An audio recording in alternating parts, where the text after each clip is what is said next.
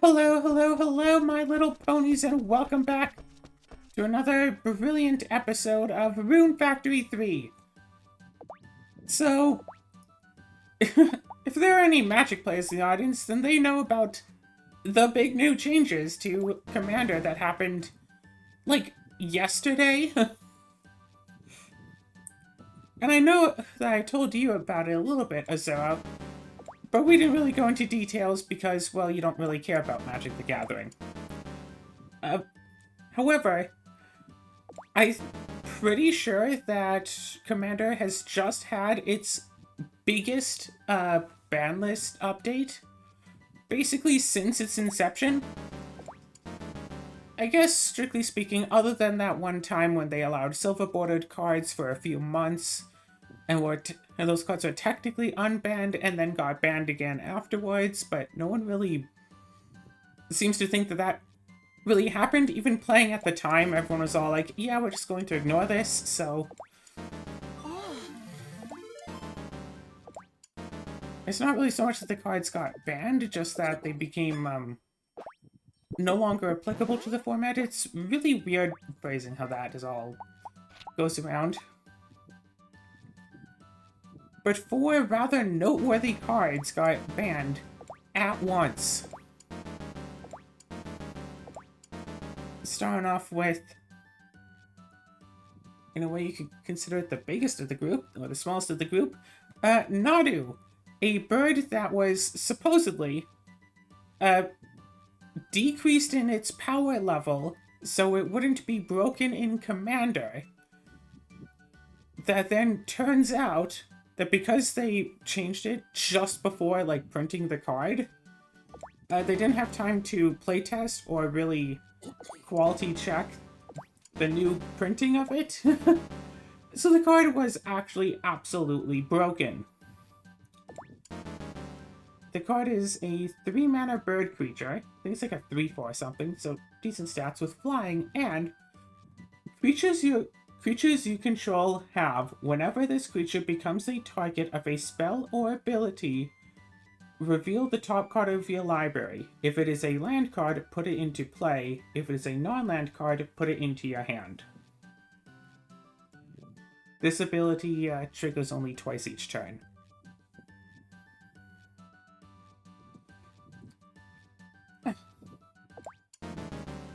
As I'm sure that even as a non-Magic player like yourself, you can see where that could potentially have issues. Yeah. Oh, whoops. This is a juice, whatever. Just a few little possible issues with the whole... Oh, wait, shoot, my wounds are over 1,000. Nice. Yeah, just a few little issues with the, if, for example, you have any lands that are creatures, like Dryad Arbor, those will just enter play. If you have any lands that create creatures, Field of the Dead, I think, was already banned in Modern, but there are creatures that, when a land enters, will make another creature. And a few lands that, when they enter, they just make a creature anyway. Yeah, if you have stuff like that and can reliably hit it off the top, all you need is an equipment with an equip cost of 0. And yeah, Nadu is the reason why Shoko, an equipment that used to be approximately 15 cents at best, shot up to approximately $15. Shoko just being a 0-cost equipment with equipped creature gets +1/+0 and an equip cost of 0. The cheapest, mana-wise, way of getting all of your Nadu triggers immediately. I think it cost 0, it might have cost 1. Either way, it had equipped 0, and it was cheap. I'm pretty sure that the modern play was turn 1, put out something that can ramp, turn 2, get out Nadu and Shoko, and potentially just win. And if you don't win, well, you've still wasted like 20 minutes on your turn too.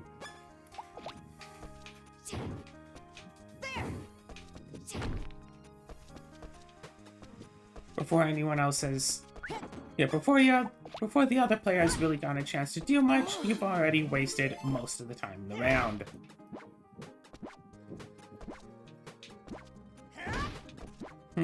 Due to its high tendency to draw out games and also high tendency to easily win games without really being interactable, it wound up getting banned in Modern. Much to the dismay of so many people who had already purchased a playset of Shokos for $60, thinking that the card was somehow going to maintain that inflated value. The card has, as of yesterday, now been banned in Commander as well, not due to a power level, even though Nadu did see occasional CDH play, but just because in basically any deck that could play a Nadu, any deck with both blue and green, people would just throw in a Nadu, play it, and then spend about 20 minutes on their turn because they would have maybe not Shoko, but perhaps something like Lightning Greaves, still with an equip cost of 0, and they would just still have long turns of, I basically do nothing. Rules Committee has decided that they don't like that, so they've banned the card to prevent that from happening. And people are kind of not so much caring about this ban. I don't think that Naughty really deserved the ban, but I understand where the Rules Committee is coming from on it. Hello. It was, you know, just sitting there and waiting forever. Hello. It sure took a while. Oh, that's right. The worst.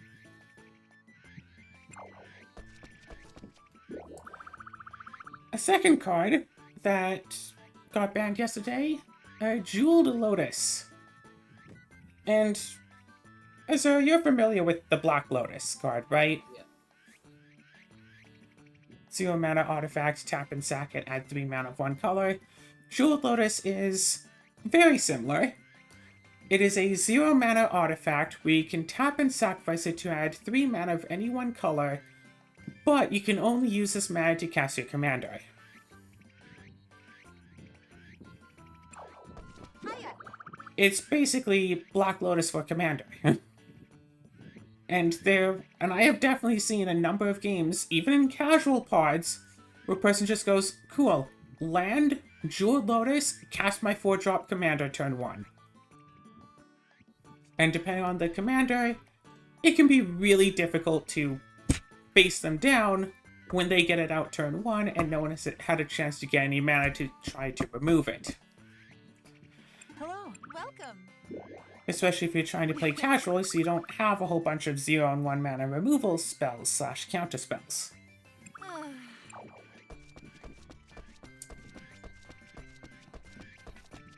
So this card, that was, I'd say roughly $200, $100 to $200-ish, got banned, flat out. Its only possible use is in Commander, and one weird legacy deck that manages to make use of the 3 mana even without having a commander. But essentially its only use was in Commander, and now the card is, like, worthless. How fun. Oh yeah, very much so. Hello. Yeah.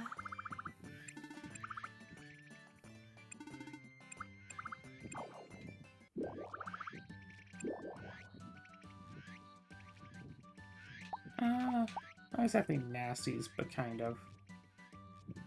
Not much different. Really?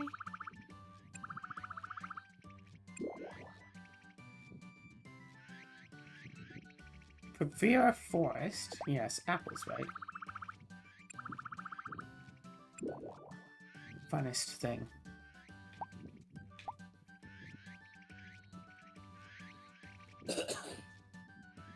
food is nice. Really?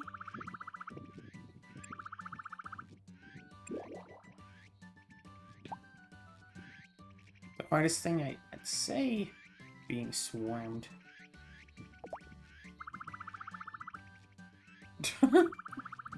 Maybe wolves in Revere Forest. I don't think so. Yeah.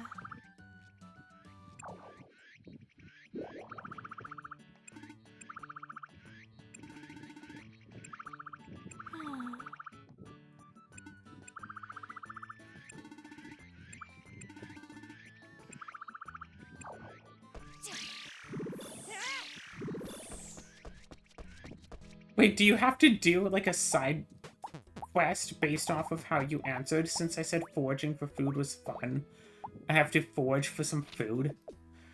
If that's the case, that's actually really neat. Got distracted by the game. It doesn't happen a lot.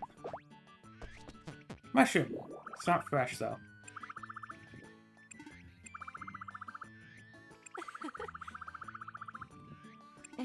Thanks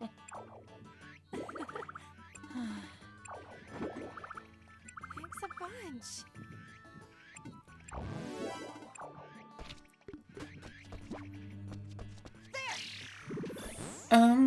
Yeah, the third card to get banned is one that I've been hoping would get banned ever since it got printed.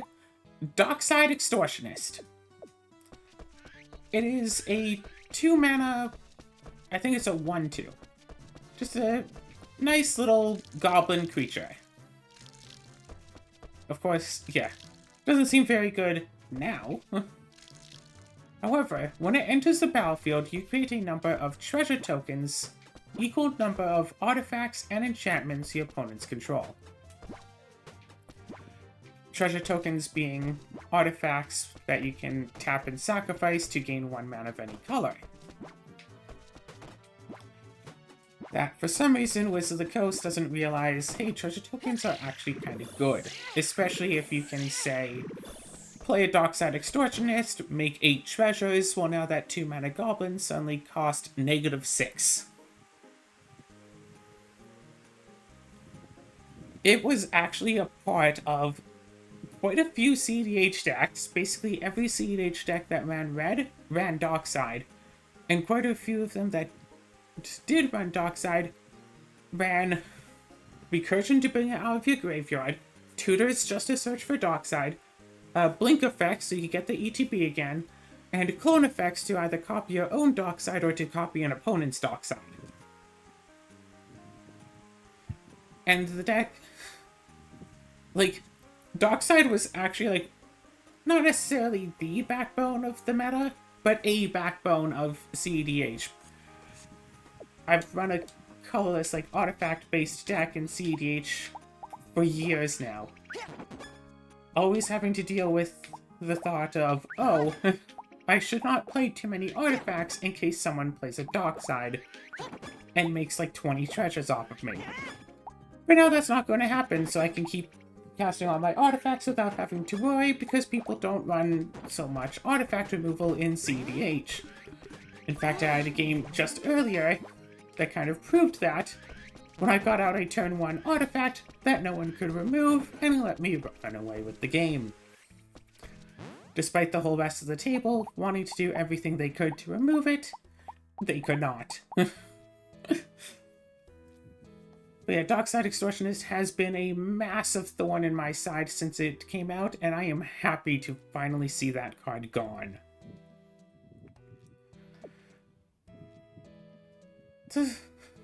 The number of people who play casual who yelled at me that Dockside Extortionist is a fun, fair, and casual card. Gosh, those people must be livid right about now.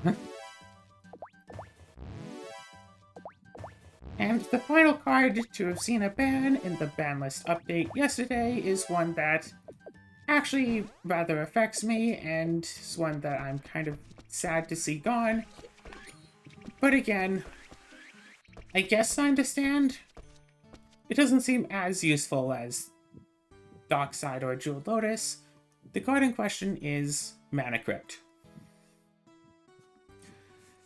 Now, notably, basically every Commander player knows of Sol Ring, and basically every single Commander deck has a Sol Ring in it. Sol Ring is a 1 mana artifact, it taps for 2 mana.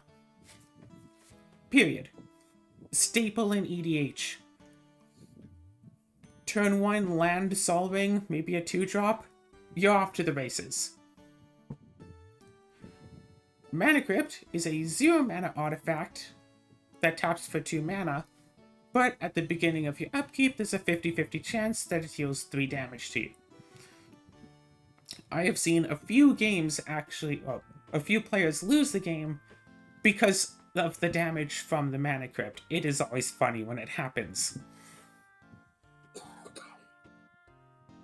But apparently the difference in Sol Ring and Mana Crypt is now big enough that Mana Crypt has gotten banned.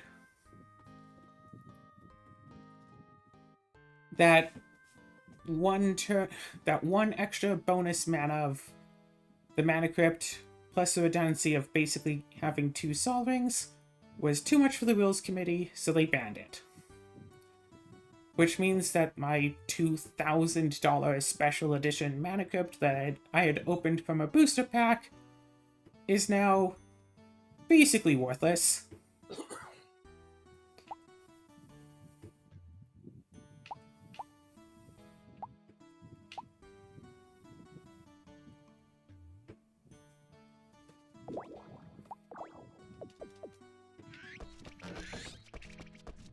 See, that's what's been going on in the Commander stuff lately. Although I've played a few games with this new ban list now, and I gotta say, I will absolutely take the trade. Get rid of my Mana Crypt, but in exchange, no Docksides to run against me. Apparently, specifically the loss of Dockside was enough for multiple CDH decks to be completely ruined.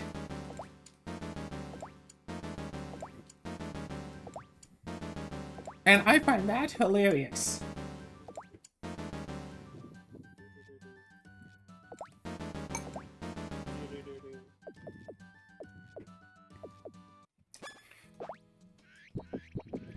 So, Zara, what have you been up to today?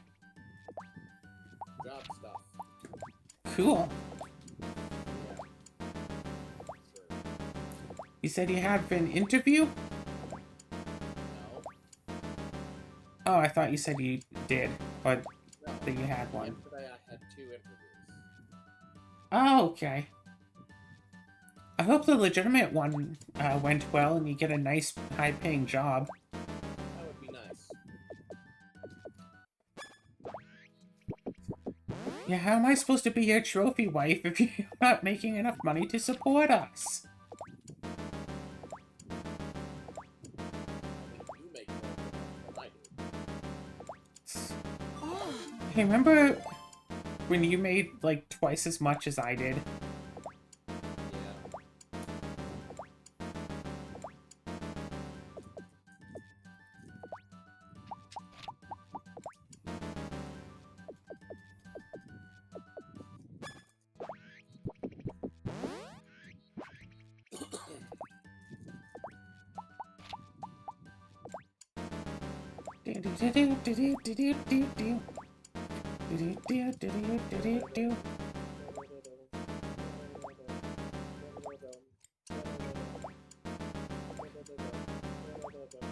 God, you went to bed at like 9 p.m. last night. I stayed up till like 4 in the morning just doing one little thing in the Minecraft server. Of course you did. And it turns out that one of the things I spent most of the time on doesn't actually work. So all that time was wasted. Well, basically wasted. Effectively wasted. Yeah, I figured that I could try to get solar panels to work in the nether if I got rid of all of the bricks that would be above the solar panels, including the bedrock. So I looked up how to remove bedrock in Minecraft. Found a technique. Made it work. I did get rid of the bedrock. Took a while before the before it finally worked. And then turns out, no, just solar panels just won't work in the nether anyway. Period. Yeah, I figured not. So now we have a hole in the bedrock ceiling of our nether, which does mean that if we want to try to explore far, far away, we can try to do some nether travel.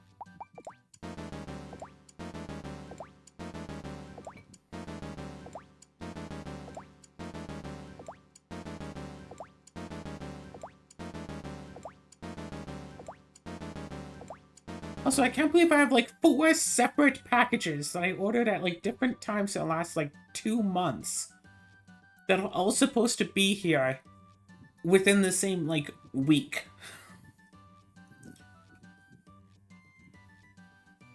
All of them seem to be set to be here at either the end of this week, like Thursday, Friday, or Monday, Tuesday next week. Like, all of them say that they will be here by Tuesday, by the 1st. And it's like, how did that happen? Huh? How do they all just decide?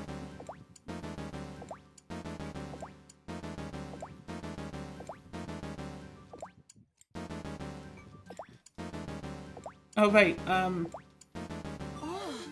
the commander bans. The commander bans lead to a couple of debates, arguments, that are interesting to think about, at least. One, that's rather pessimistic. Who's to say that the Rules Committee didn't have these expensive cards, like Dockside, Mana Crypt, Jeweled Lotus, sell all of the copies of them for, you know, hundreds of dollars, like, each, basically, and then ban them and tank the price?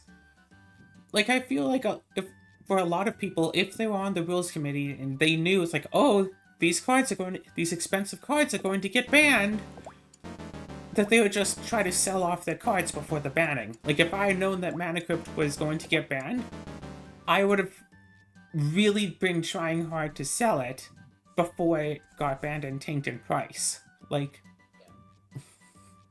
especially like, oh, $100 card, but if someone makes, you know, 100,000 a year, $100 card doesn't mean much, but if someone's just on disability, a $2,000 card, that's more than I get in a month.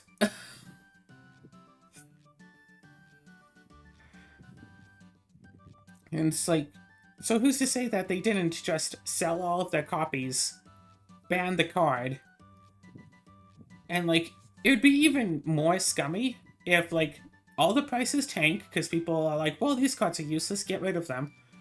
The Rules Committee goes, buys up all of the cards for like nothing, and then go, you know what, we've reconsidered, let's unban these cards now. So the price skyrockets immediately.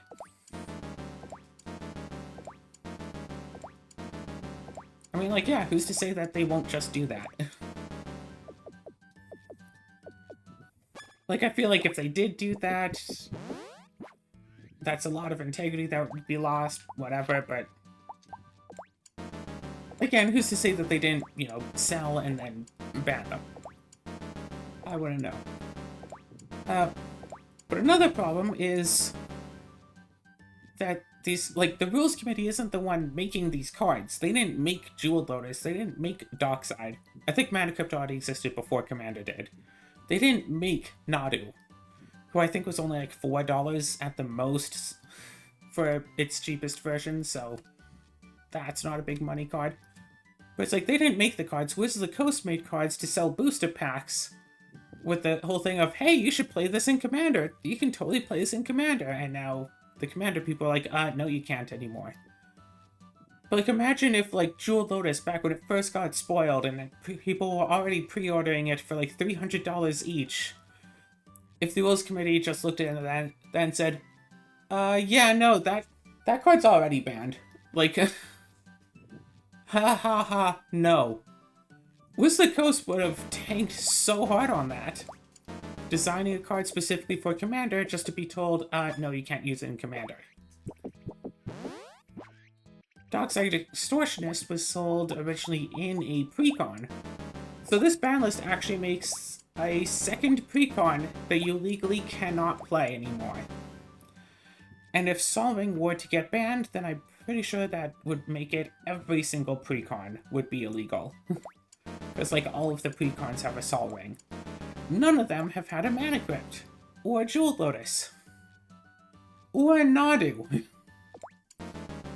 But one of them had a dockside, and that is one I actually happened to get that I never bothered to take apart and just sell the dockside. Even though I really should have, because the precon is kind of only meh as a precon anyway. I think other than playing that precon, I don't think I've ever actually used a dockside. And from what I can remember when I did use that precon, I think I never happened to get the dockside anyway.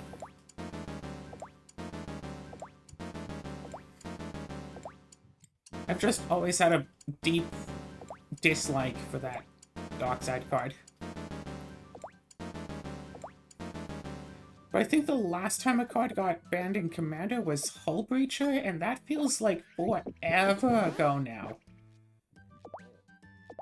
Hull Breacher, I think like 3 mana card. If an opponent would draw a card except the first one they draw during the draw steps, they skip that draw, and you make a treasure token. So just, you play the Hull Breacher, Wheel of Fortune. Everyone discards their hand, you draw 7 cards, and make 21 treasures.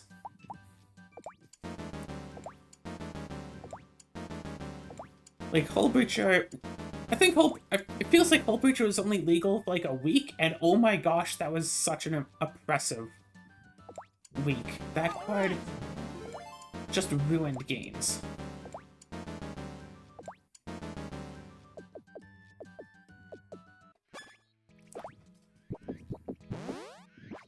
To be fair, Dockside also completely ruined games.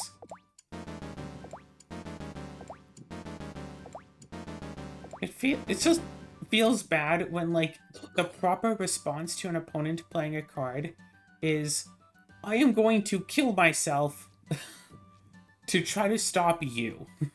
Or it's like, I'm going to try to kill this player in response so you don't get an advantage. Or, you know, oh, you're playing a Dockside and I have like 20 artifacts out? Cool. I scoop in response so you don't get mana from it.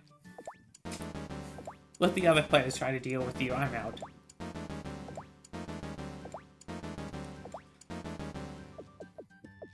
Of course, that's bad manners, and the person's just going to make the treasures anyway, even though legally they can't. Blah, blah, blah, blah, blah, blah, blah, blah, blah. Oh, wait, I actually played a game of Commander earlier today where a player did wind up scooping.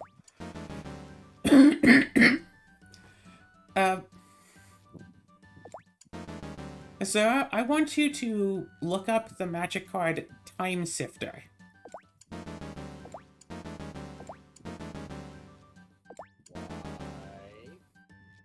Because that is the card that I had played turn 1 in a CDH game today, where the entire rest of the table spent the entire game trying to remove it and never being able to.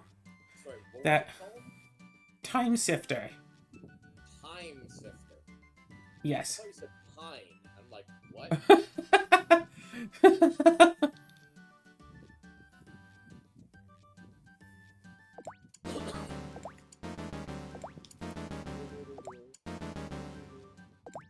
Yeah. Time Sifter is a card that I played in my artifact deck from even before it became a CDH deck. And then at some point I took it out for a while before realizing, oh no, this card actually does a lot of good work with my deck. I'll put it back in. And it's to the point where basically every time I play it, that card becomes the arch enemy. Everyone else's game plan is suddenly destroy the Time Sifter.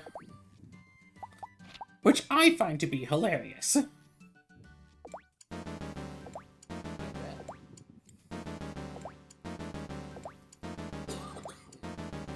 Are you looking it up so you can tell the class what it does?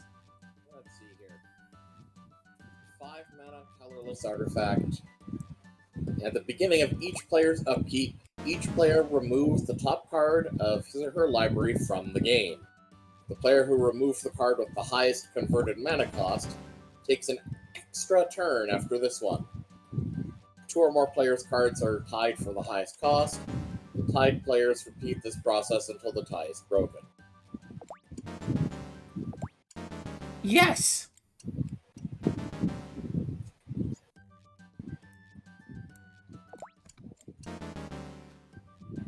So I play that, pass the turn, and so normally in CDH specifically, a lot of CDH decks can be thought of basically as ad nauseum decks.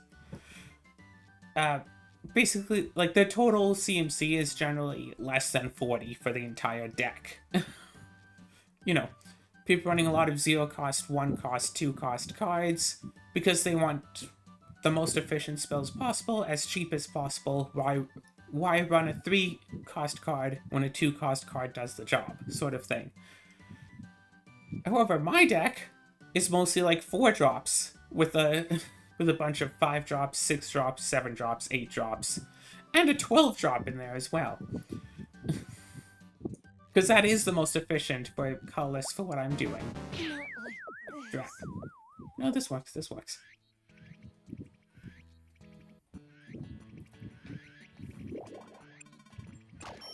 Hello. Hello.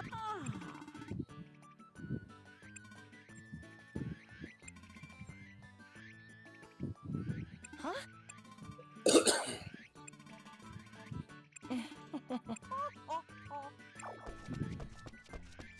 Hi. Hello. What brings you in? Huh? Hello. Hello. Hello.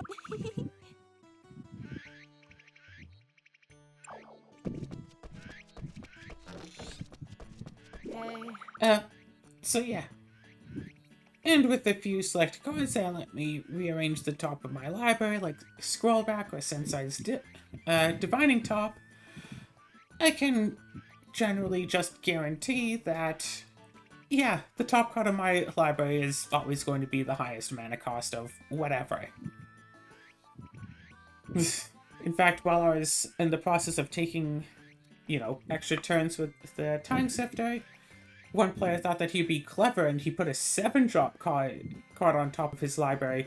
So I went, cool. I'm gonna activate this land that forces everyone to draw a card, so that 7-drop is now just in your hand and you can't flip it to Time Sifter. And I'm just gonna put this 4-drop. I'm gonna spend my top to put this 4-drop on top of my library. Cool. Resolve Time Sifter trigger?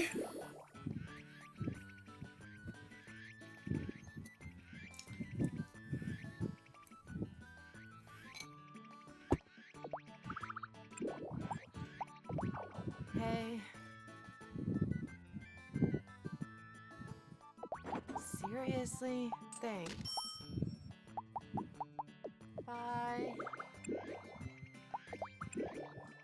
Karina.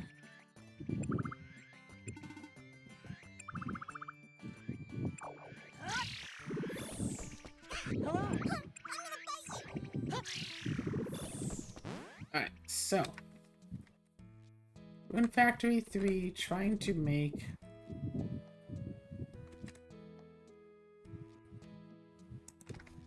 Alright. Rune Factory 3.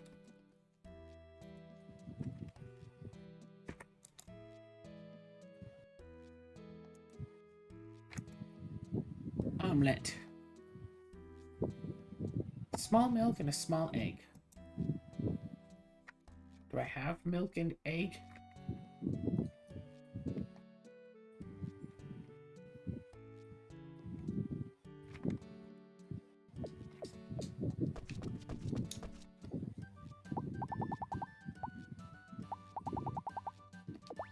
If I don't, then how am I supposed to look? How am I supposed to get them?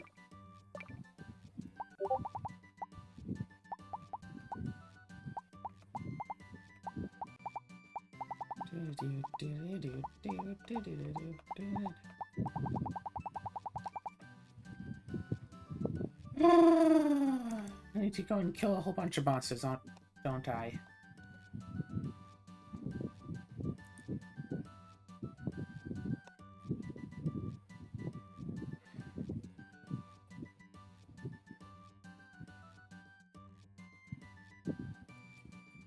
Yeah, gonna have...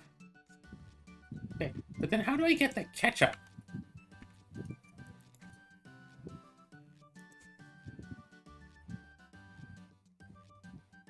I need a tomato and an onion.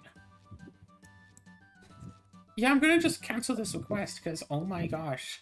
I don't have the stuff for an omelet or for ketchup.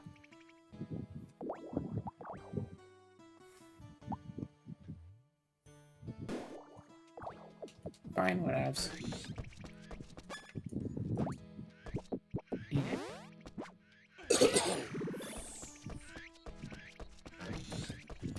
I did see apples for sale, though. Hey.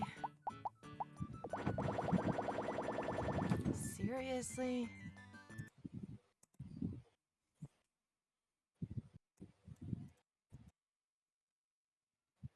Alright.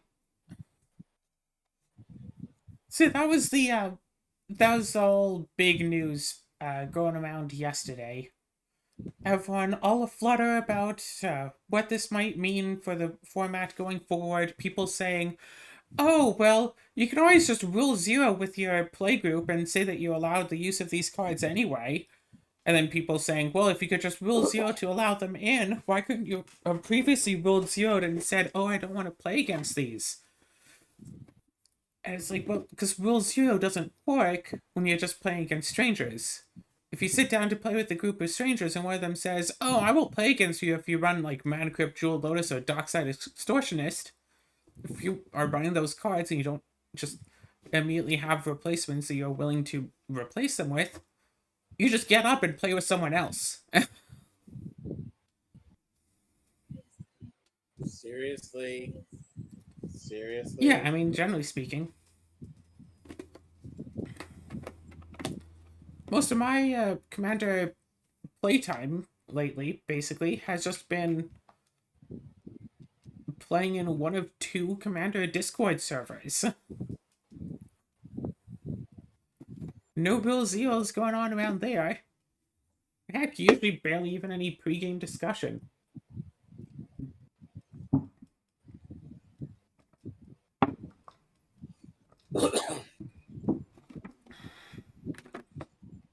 And so my best Commander games have been when, playing in person with people. And just sitting there, it's like, yep, let's just all pull out a deck. Don't even discuss what we're trying to do. Boom, here's the cards, let's go. And for some reason, that works so much better than playing online. I don't know if it's because people playing online will just cheat and get all of, like, the good cards, whatever, because it's so easy to cheat when playing online. Like, I've almost accidentally cheated a few times. Like, it's a thing that happens, and it's like... I told you about the time I was playing in a Commander tournament and someone was cheating, right? No, I don't think so. Alright, a couple of years ago, I'm trying to think back to when this was, because I want to think it was pre-COVID. Wow, I'm really not sure. I want to think it was pre-COVID. Might not have been. I was playing in a CEDH tournament. A 0 cost entry, but like the top 4 get like a couple of like booster packs, whatever. Just as a way for like the server owner to like, spread interest of the channel, just an easy little event, whatever. I was in the part of like the final, like the top 4 players. So I was guaranteed like 2 booster packs, but if you get first or second, you get more. So it's like, we're all winners, some of us are going to win extra. And the way it worked was we'd play multiple games. If you win 3 games first, then you win. If you win 3 games second, then you're second. and then third and fourth get like the same prizes, so it doesn't matter. I think one player had already won, so there's just 3 of us left playing games. I think. Pretty sure. And so this was on webcam, playing with, physical cards and all that. And there's some people acting the role of judges in there. And every single game, while we were shuffling up, the judge had to speak up and say, like, hey, so-and-so, make sure to shuffle properly. Hey, so-and-so, make sure to shuffle properly. Except the one game when the judge didn't tell that player to shuffle properly, they got, like, a really good opening hand. Like, basically, turn 1, they ramped up and played a card that shut down both of the other players' decks. Turn 1. While they were going first. And then starting the next game, the judge's like, hey, make sure to shuffle properly. And at some point, the judge pointed out, every single time I don't remind you, it's like every single time you go to shuffle, you shuffle in a way that doesn't randomize the top couple of cards of your library. That's why I always have to remind you to shuffle properly. And the one time I didn't tell you to shuffle properly, you got like a really good, like a stacked, like a cheated good. You got a really good opening hand the one time I didn't remind you about this. And believe it or not, you want to know what the person said after being told that they were cheating? Because they didn't randomize the top cards? Yeah, that's the point. Okay, so just straight up admitting it, basically. Yeah, they flat out admitted that they have been trying to cheat in every single hand of at least that batch of the tournament, if not also the previous games of the tournament. That they were trying to cheat the entire time. And somehow they did not get instantly DQ'd right there. For not just cheating, but it's like, it's not even accidentally cheating. Compare that to an IRL, an in-person tournament from, I think, this year, where someone got essentially disqualified from the game. It's not a real disqualification, it's just a game loss. However, that one game loss means that you can't win, so essentially disqualified. Because they allowed their opponent to do an illegal action to decide on if they wanted to scoop or not. Oh, I think you told me about that, yeah. Yeah, the person is playing like turbo, they're playing like aggro, like, and the other person's like, can I just look at my top card? If it's not a land, I'll just concede. And the person playing the aggro deck is like, sure, I don't know. Because, like, when playing casually with friends, that's like a thing you do. It's like, I'm just going to look at my top card, I'm going to concede, and we could just start again. But in a tournament setting, legally speaking, you're not allowed to look at your top card, blah, blah, blah. And by allowing their opponent to do an illegal action, they were abetting in the illegal action. So they got a game loss, essentially a DQ, as well, after the game was already over.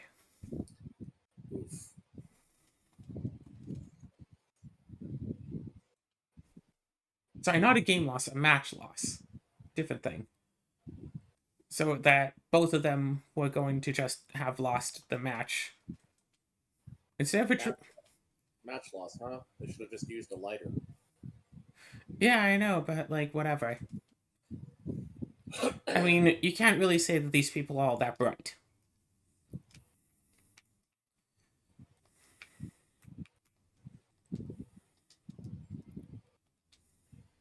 Lights are on, but nobody's home. Yeah. Or the other event that happened in a game where I'm still not entirely sure what rules that were broken on this, but like midway through a tournament, guy's friend walks up to him and is like, "Oh, hey, can I invest in your equity, whatever?" And the guy's like, What? Friend walks away. Judge comes up. Hey, what happened? My friend wanted to invest in my, like, equity? I don't even know how the word is pronounced. Equity? Yeah. And, like, confused about the whole thing. Judge is like, oh, okay. Walks away. Sometime later, Judge walks up. Yeah, you're disqualified for selling your equity. Wait. What? So apparently this is a thing that happens in tournaments sometimes, where like big name tournament might be like say $100 to enter, but if you do really well, you can get thousands of dollars. For example, right? Person really wants to go in and they have the skills it takes to get back more money than they paid in, but they don't have the $100 for entry. So someone else might be all like, okay, how about this? I will pay your $100 entry fee, but you have to give me like a certain amount of your winnings. Like you have to, pay me back the $100 if you win at least that much, plus like an extra bit, however much. Selling, buying and selling a person's equity. Trying to make a promise of, yeah, I'm going to do well in this event and I'll give you half the money if, when I win. And apparently in this tournament, a lot of people were doing this, according to the person who got banned for it. So, not saying that that's true, but that is what they had claimed. And apparently, it's against the rules to sell equity or to conspire to sell equity because that falls into prize splitting, which has famously always been illegal in Magic tournament settings unless you do it in a very specific way to get around illegality. Which leads to a whole other thing that people have apparently gotten banned for, which is basically two people have reached the finals of a tournament. The prize for first place is like, $1,000. The prize for second place is nothing. Both people aren't completely certain that they are definitely going to win, and both people are scared that if they lose, all of this will be for nothing. So they decide, either before the game or during the game, how about either A, we will both just agree to a draw so we can split the prize money and both at least walk away with something, or B, one of us will scoop to the other, but then the winner gives the loser half the money. One or both of these, probably both of these, are illegal according to Magic tournament rules. You're not allowed to, based off of the premise of you're not allowed to create a winner of a Magic game through means other than playing the game. You're not allowed to flip a coin and just to decide who wins. You're not allowed to agree, hey, I'm going to give you money if you scoop to me. I'm going to totally pay you if you let me win. The equity one though, like that bothers me. Yeah, that feels so weird. Like him getting disqualified because his friend said it to him. Yeah, people in like the comments and stuff were theorizing that like the judge thought that the player had agreed to sell their own equity, and so didn't want to ask about it because they figured the player would lie, so they just decided to disqualify him for selling equity, even though A, apparently, supposedly the person didn't, and B, supposedly other people were also doing so. Bizarre. So yeah, that really stings of someone's just completely lying here. But it is a weird. It's like the person who ate a Pokemon card to try to who win a tournament.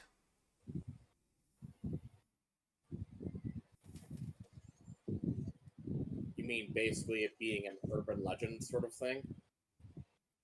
Not so much an urban legend. Like this happened like this year, last year, relatively recently. The Pokemon card thing? Yeah. two people were like in a tournament. I don't know if this was finals or what, but they were in a tournament together. And I don't think this was finals because no one was watching the game. Uh, a judge is called. So apparently, what happened? So player A claims that they played a card that was going to win them the game, and that player B ate the card. Player B claims no, they never played that card. They in fact don't even have it in their deck. No, player B claims that player A just never played the card at all, and they're just trying to, get the judge to give them the game win because they're about to lose. The judges check player A's deck and find that is one card short of the minimum allowed. And going by the pre-submitted deck list, it's missing specifically that one card that the player claims that their opponent ate. So either A, they lost the card, were playing without it, realized they didn't have it, then made up a story that the other player ate the card to try to, make the judge not give them a disqualification and in fact give them a win. Or B, the other player actually ate the card, including the sleeve, and their opponent apparently did nothing to stop them until after it was eaten.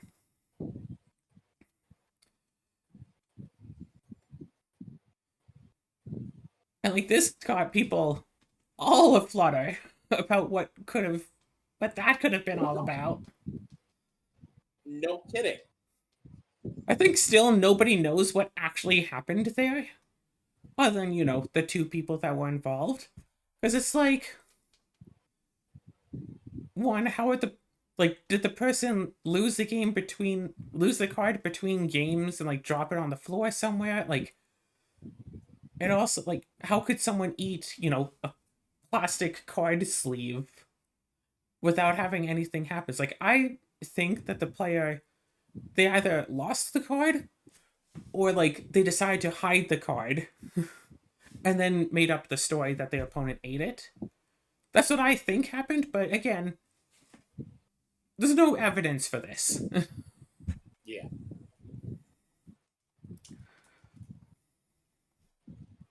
But it's a story that was made, a claim that was made of stuff.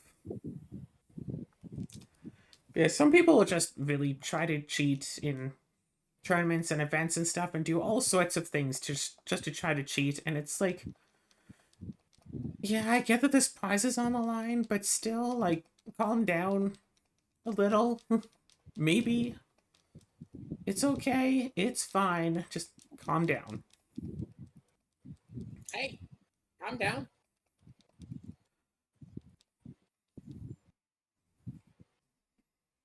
Oh gosh. There's this video that someone took of a person again, I think in a tournament. Not sure about this one. Where they went to search the library for an effect. They grabbed their deck, pulled it underneath the table to search through it, and you can clearly see on the recording that they pulled out a card, put it on their lap while they were searching, pulled the deck back up above the table, and it's oh, this is the card I was searching for. Shuffle, shuffle, shuffle, put it back down. Then they picked up their hand, put their hand under the table, and on the recording you can clearly see they picked up the card that they put on their lap to put into their hand, then brought their hand back above the table.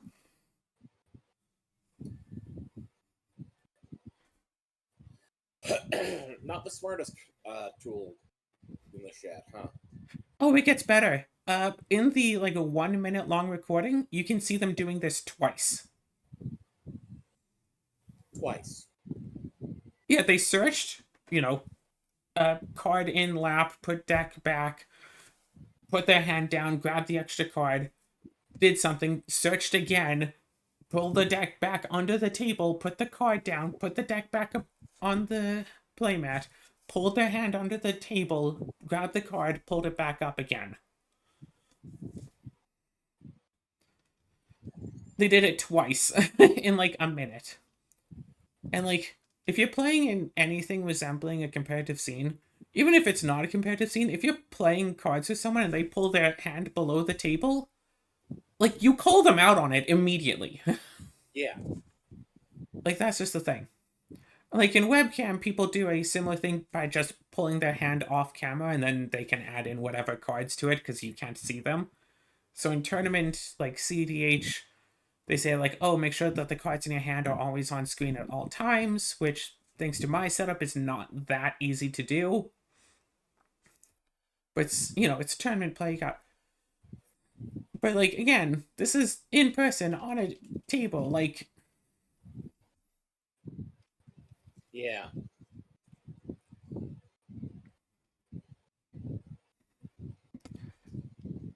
like, dude.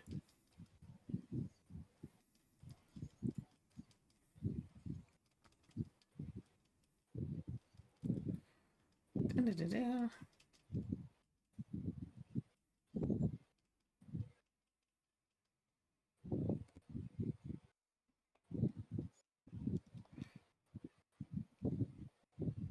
Oh gosh. Have I told you the story of two explorers yet?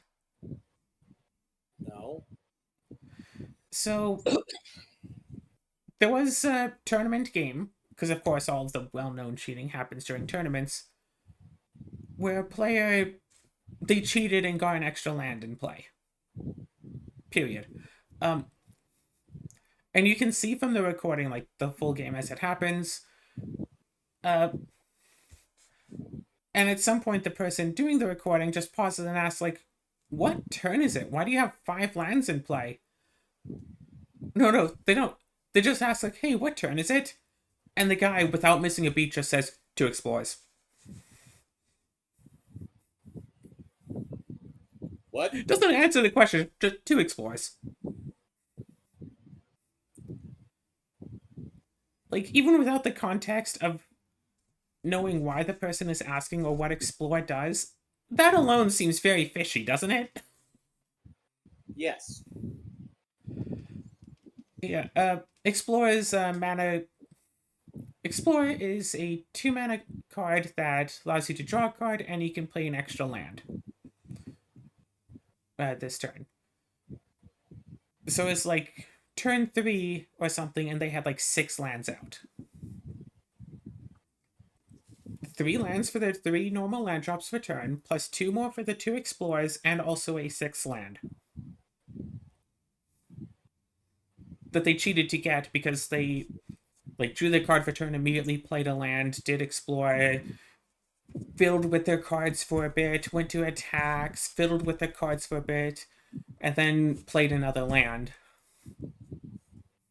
hoping that their opponent wouldn't realize, hey, you've already played a land this turn. And the opponent didn't. The opponent vouched for them, but just what turn is it? 2 explores. It's just. And, like, these are just, like, things. It's like. It almost seems like every, like, tournament game should be recorded just to catch all of these cheats that people do all the time, apparently. One player was caught for cheating because they pulled an L in their gaming in their seat.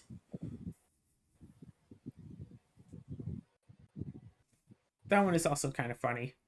You remember L from Death Note? Yeah, sure.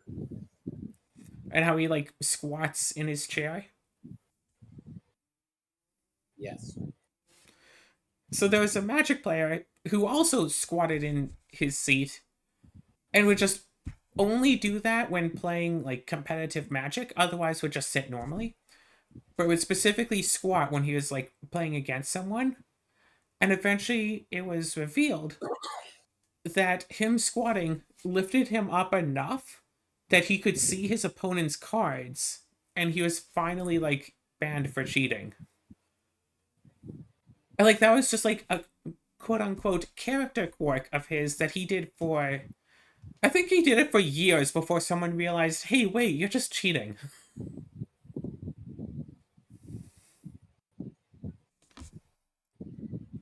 And I feel like he was caught out in like the dumbest way ever. Like someone like noticed he was squatting up and like pulled their cards back like towards themselves, and so he just sat back down normally, realizing he couldn't cheat anymore. It was like, wait, I thought you already squatted. Huh, as soon as this person pulled their cards back, you stopped your squatting.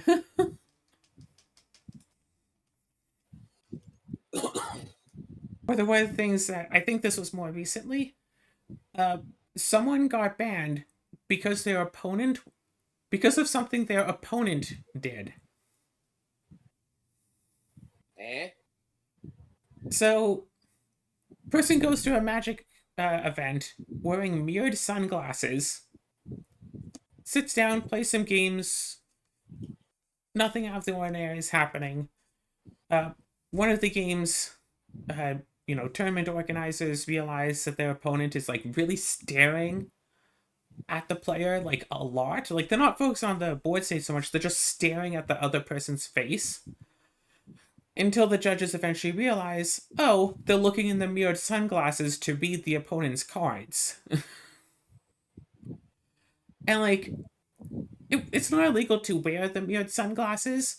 And if you happen to glance at their sunglasses and happen to see like some of the cards in their hand, that's not cheating.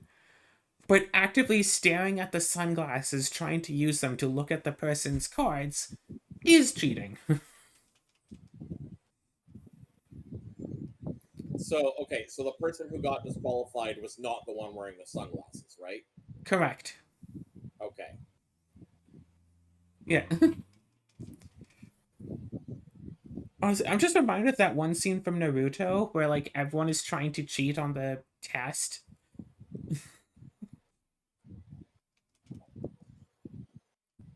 Like everyone just has absolutely absurd ways of cheating, like putting mirrors on the ceiling or having like their flies tell them the answers or something.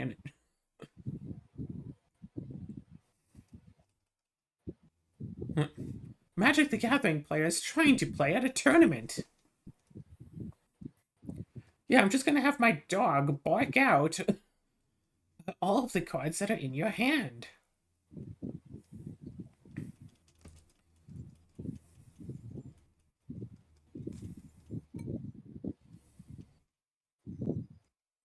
But it's just the number of times that I've heard of people like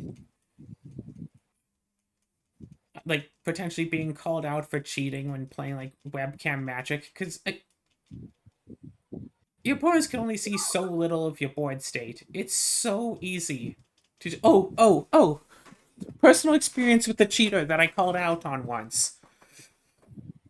So Magic cards for decks, oh gosh, my ear, for playing the cards are sleeved, to protect them and to make a form of uniformity on the cards themselves, so all the cards look the same from the back. So they have sleeves. So, playing against a group of people who I presumably never met before, and one of the players goes, they draw the card for turn, and I just ask, like, huh, that's weird. I thought your sleeves were more green, but now they look kind of blue. And like, the guy's lighting was kind of bad. It could have been like a bluish green. The lighting could have made up. No, instead he immediately leaves the game, drops the call, and I think he left the Discord. Jesus. It's like, oh, your sleeves are. Oh, I thought your sleeves were green. Now they look kind of blue. Just immediately gone.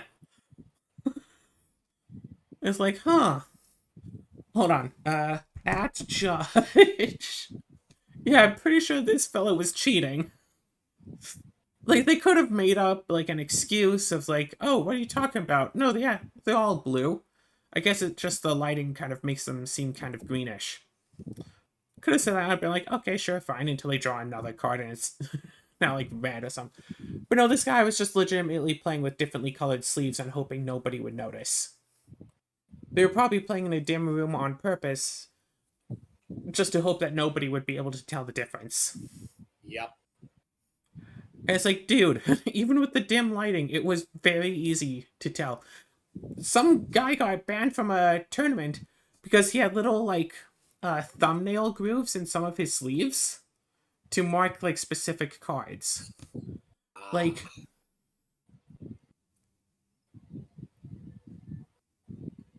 yeah. come on. Yeah, apparently it's or like some people playing with sleeves that are like kind of see through just a little bit, and so they would play with, and so they would put in like certain cards like upside down in the sleeve or mark like the back of the card or something, so you can look at the sleeve and just kind of notice like which ones are lands, which ones are non-lands, so you know what you're about to draw.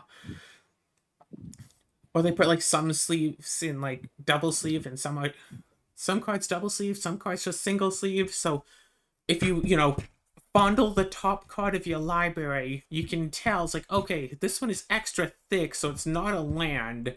So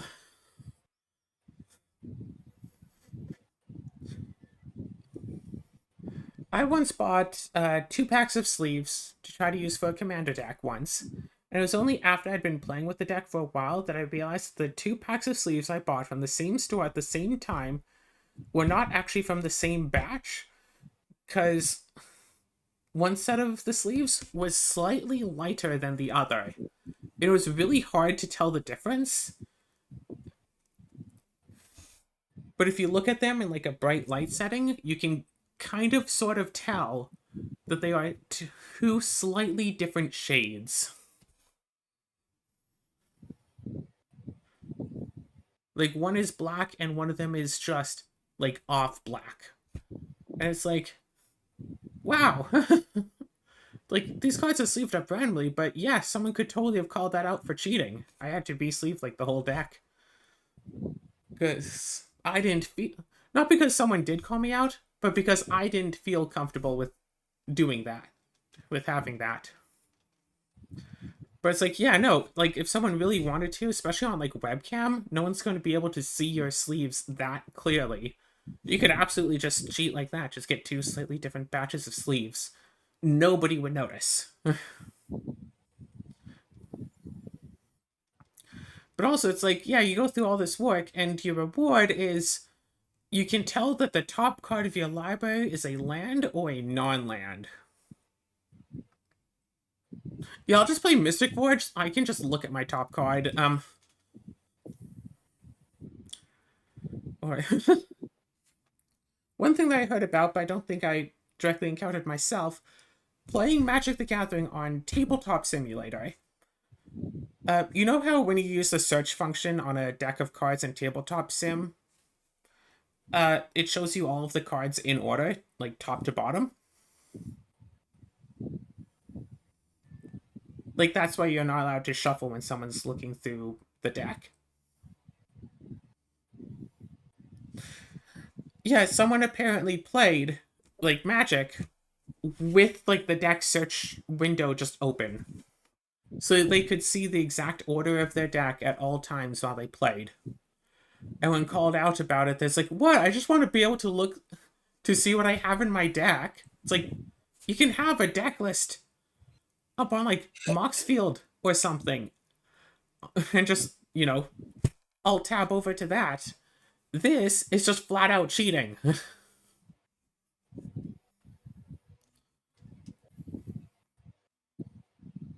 you think I totally played against someone who did cheat though? Because she was super well known for always playing Winds of Change turn one every single game she played. Every single game I played against her, she had it. And from what I heard about other people, she always had it turn one every single game. So, reasonably sure that she was cheating, but whatever. Anyway, this has been another episode of, I was about to say Tabletop Sim, but no, this isn't Tabletop Sim. This is Rune Factory. Harvest Rune.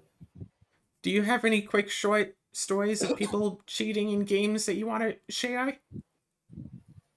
Not really. Reasonable enough. Yeah, people will be cheating cards so much, and it's like, I just want to play the cards. Oh, I remember I was.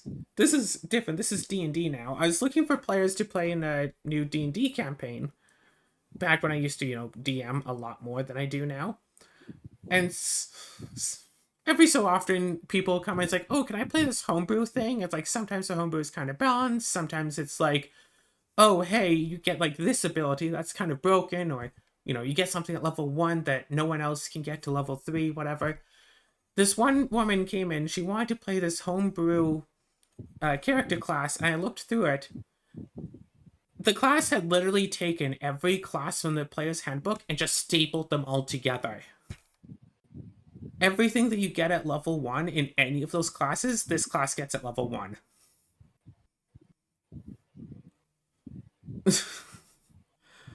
Like, I wish I had, like, saved, like, screenshots of it just to share, but yes, it was every single base class stapled together in one.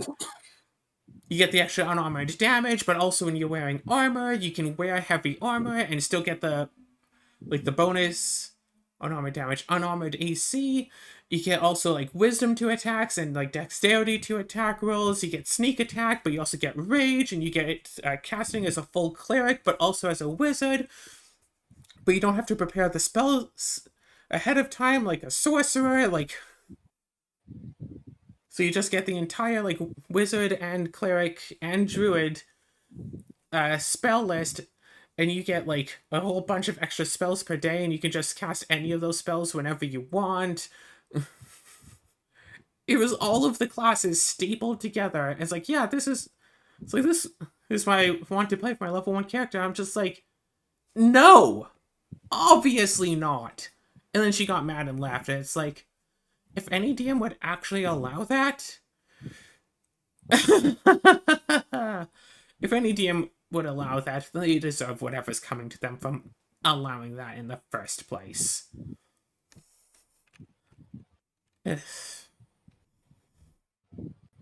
Ah.